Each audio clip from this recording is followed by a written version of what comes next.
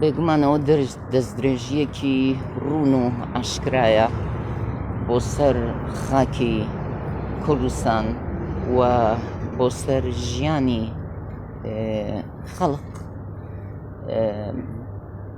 قسەمان زۆر کردووە، باسمان زۆر کردووە، ئیدانەمان زۆر کردووە، بەڵام لەوە ناچێ سوڵتانەکەی تورکیا لە هیچێک لەو زمانانە تێبگات. بۆیە پێویستەکە کە شێوازی قسەکردنمان بگۆڕین لەگەڵیا، تێبگات کە ژیانی ئەم خەڵقە بەبێ هین ژیانی ئەم خەڵقە زۆر زۆر گرنگە.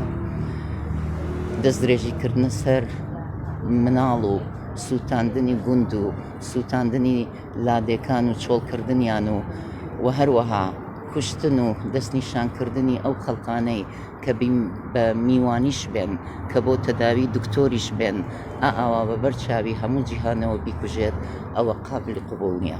بێگومان ئەوە جێگەی داخە و ڕاستە لە سلێمانیە بەو شێوەیە خەڵق دەستنیشان نەکرێت و بەڵام لە ناوچەکانی تریشە بەداخەوە زۆر زۆر بەداخەوە هەموو خەڵکەکە دەستنیشان کراوە، هەموو گوندەکان دەستنیشان کراون، هەموو ڕێزەکان، هەموو مرۆڤەکان، مناڵ، ژن، پیاو. و ئەوەش یعنی ئێمە وەکو یەکێتی نیشتیمانی کوردستان بەرنامەمان هەیە کە شێوازی گفتوگۆ، شێوازی تەعاملکردن، شێوازی قسەکردنمان بگۆڕین لەگەڵ بەرامبەرەکانمان. بێگومان نابێت. زۆر زۆر بەداخەوە، زۆر زۆر بەداخەوە کە لەناو من ناتوانم ناویان بنێم کورد، کەسێک خۆی بە کورددا بنێ لە پێناو دۆلارێکە ژیانی کوردێکی تر لەناوەرێ. دیارەوە کاری ئەم بێدەنگیانە بۆچی ئەگەڕێتەوە بۆ ئەوە گەڕێتەوە بۆ مەساڵحی هەرێم لەگەڵ تورکیا، بەڵام کەس نەیوتوە شەڕ دەست پێ بکەین لەگەڵ تورکیا.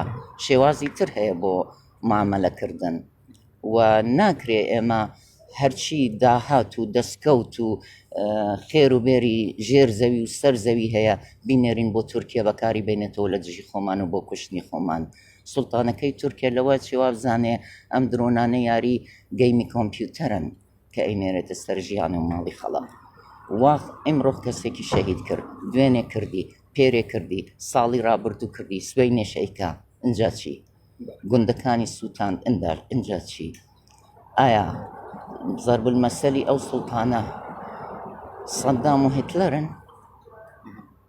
ئەگەر ئەوەیە با بڕوا سێری تەریخکە بزانێ نهایەتیان چۆن بووە.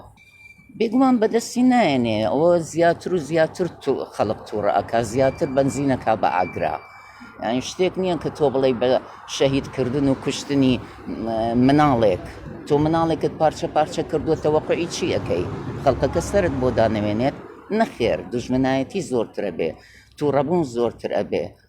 دایک و باوکی ئەو مناڵە کە هیچ تاوانێکی نەبووە کوشتوتە، ئەبێ چۆن تەعامل لەگەڵ ئەوە بکات؟